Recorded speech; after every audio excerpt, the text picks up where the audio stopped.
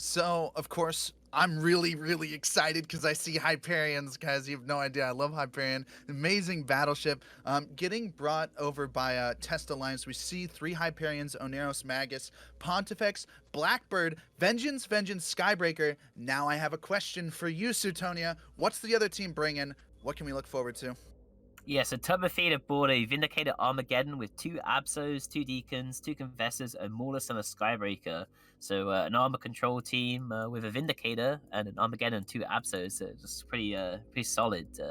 It's going to be a big brawl in the middle of the arena since there's three Hyperions on top of a Vindicator straight away at the start. I think that Vindicator might be regretting his life choices right now.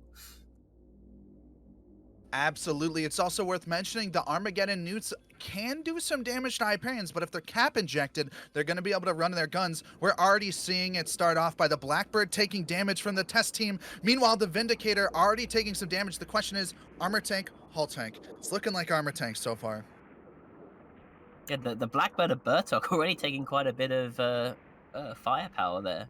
I think if this game goes to time, it's probably going to go in favor of Turbofeed just because they have the Armageddon there. Whereas, like, when you have those three Hyperions up, that's like a ton of damage. It looks like the Vindicator's slowly bleeding armor here. Yeah, you're talking about like, 4,000, 5,000 DPS on the Vindicator right now. There's not very many Deacon fits in the game that can actually rep that kind of DPS, nor a lot of fits for a Vindicator that fit the kind of resists needed to really be able to tank that damage. So we are seeing it bleed into armor. We are seeing it get lower and lower. We're probably going to see the Vindicator pop. Meanwhile, it's worth mentioning that while that Blackbird was taking damage at the beginning, it stopped taking damage. There is some tackle doing some work. The Vengeances are trying to get in the tackles and put their webs. Meanwhile, the Vindicator in hull right now. The Hyperions are just brawling it down, starting out at 0. Maybe wasn't the best call. Yeah, the Hyperion of Tiro about to go down here. I think the next volley is going to kill him. There he goes. He's gone. I think that Blackbird is putting in work because I've just been like tabbing over to the stream because we don't have fancy UI, and I'm seeing like the Armageddon is not neuting the Hyperions. He's neuting the Blackbird, so I think the Blackbird probably has him jammed. I mean, the real question here is, even though there's a Vengeance going down, they've already lost a Vindicator, which is a lot of control. It looks like the Hyperions right now are moving to get on the Geddon. They have webs on the Geddon. They're just going to start working on this other battleship right now.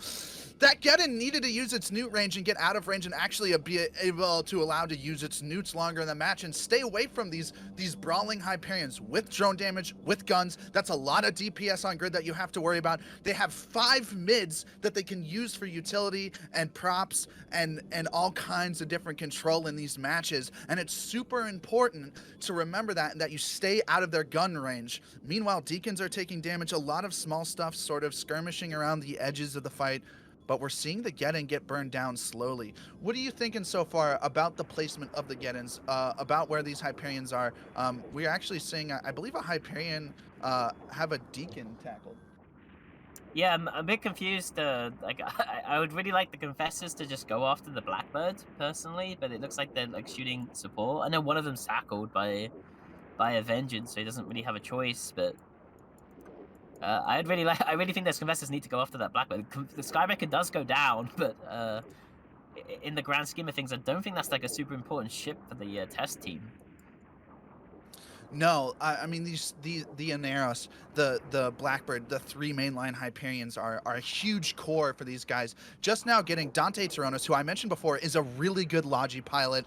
Definitely knows how to kind of stay out and away. Like, you've seen him for most of the match skirt around the edges of the arena, actually be able to mitigate DPS on himself. Even though they're shooting him, he feels like he's in a comfortable spot right now because he's way away from everything else. Meanwhile, the Hyperions get to go to work on the Geddon. They get to go to work on these sort of mainline DPS ships. I think it's worth mentioning that this Deacon over of Shakia on Turbofeed side taking a lot of damage. Not gonna be looking great for Turbofeed unless they get this Blackbird down. Unless Well, they start. speaking of that, it looks like there's 2 Absols and 2 Confessors on top of him, so I don't think that Blackbird is going to live for too much longer. He does have a Neros reps on him, so he's going to tank for a little while that Neros is able to rep him.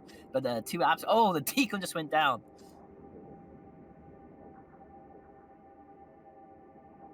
All down into low hull now. Even with the reps, the Blackbird didn't last long. The question is, did it last long enough on grid to get the jams off to do its job? Yeah, with that Blackbird gone now, I think the Armageddon is now going to be unleashed as long as he can survive, the free Hyperions for a little bit longer. He has been tanking for quite a while here, although it looks like he's finally starting to break. I'm not sure if that's because we lost the Deacons, right? So now he's in a lot of trouble. Yep, going into low hull right now. We're about to see the getting go down again. The only question that Test has to really think about right now is what do they go for next? Yeah, they've still got two absolutions and two confessors. A lot of the support on the test side is getting cleaned up now, but there's with the Magus of Dindal taking damage. But I don't know if two absols and two confessors can take three Hyperions and an Aneros. 3 Hyperions is a lot of damage. I've said it a couple times already. We're seeing this the Mollusk take damage, but the Magus does go down first. The other thing to mention too is you might be sitting here thinking that maybe the Hyperions can't quite apply to some of these smaller ships, but they have a really large drone bay. They have the ability to bring multiple flights of smalls, multiple flights of mediums, and like a single, depending on how they use their large drones, which really does allow them to apply to these smaller ships. While plus with grapplers and webs, it's going to be hard if you get even remotely close to the Hyperion. Yeah, I'm just like tabbing into Fancy UI quickly, and it seems like each Hyperion has a grappler each, and possibly a web too, as well as the Vengeance. So they have a lot of webs. I don't think they're going to have any problems tracking these confessors, even in defensive mode, if they are able to catch or latch onto them. Yeah. It's worth mentioning that the Vengeance, who has been doing some tackle, is taking damage right now, but the Oneros of Dante trying to keep him up, trying to rep him.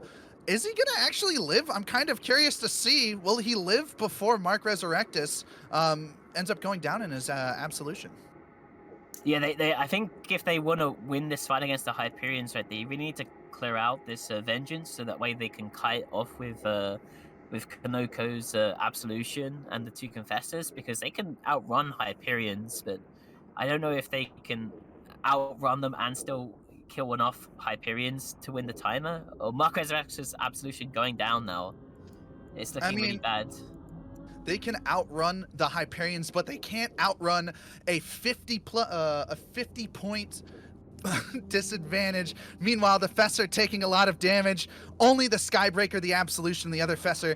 This has been one of those situations where a Brawl control comp versus 3 Brawl battleship mainline DPS ships. Oh, the Nearest has been tackled by one of the Confessors, and he is taking quite a bit of damage here. The Confessor and the Abso, the remaining team, they have actually pinned down this Aneros. Even if they're able to clear him out, though, is it too little too late? Because I'm not sure three Hyperions, even without Logia, are still pretty much unbreakable, right? Assuming they have like one answer or something. Yeah, pretty much. They're really hard to break, especially if they have any sort of resists fit for their armor. Which, assuming the Logi, they probably do. It's really going to be up to I think it's going to end up coming down to points here. They're at a huge point disadvantage. The question is, can they kill an Aneros? And how many Hyperions do they have to kill to take back point advantage? Well, I mean, Kanoko's Abso has been locked down by the test team. He has 3 Hyperions sitting on top of him right now, as well as that Vengeance.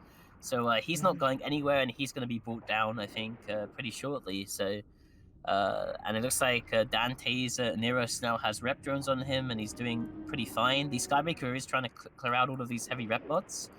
But, I mean, even if they kill this Neros, the Abso is definitely going to die, and, like, one Confessor and one Skybreaker aren't going to be able to do anything by themselves. No, one Confessor, one Skybreaker aren't, especially against the might of 3 Hyperions. There's the Absolution going down. Test Alliance performing really well. I think a really key defining moment of the match was that Vindy starting out at 0. That's a hard fight to win against 3 Hyperions at 0.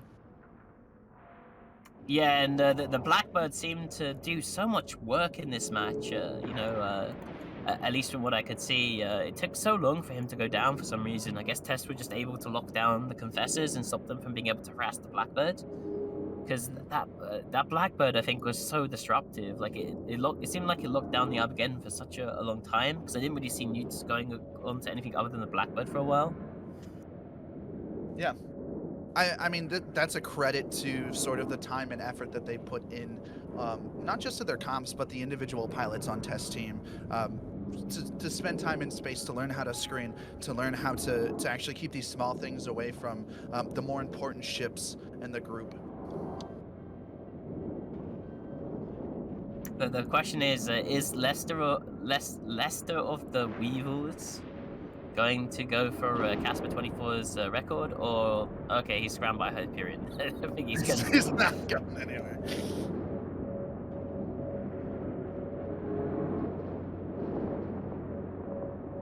He's just honor brawling and he's dead.